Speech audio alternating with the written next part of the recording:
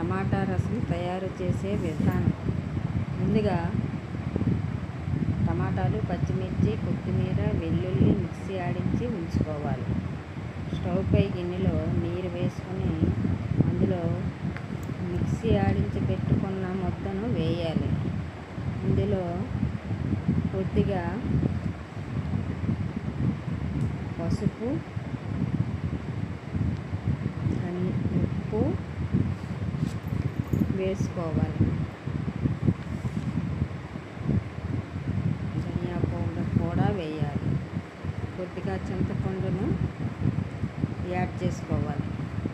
గిన్నెపై తాలింపు వేసి అందులో పోపు గింజలు, ఉప్పు అన్నీ వేసి తాలింపు వేసుకుంటే ఎంతో రుచికరమైన టమాటా రసం తయారవుతుంది.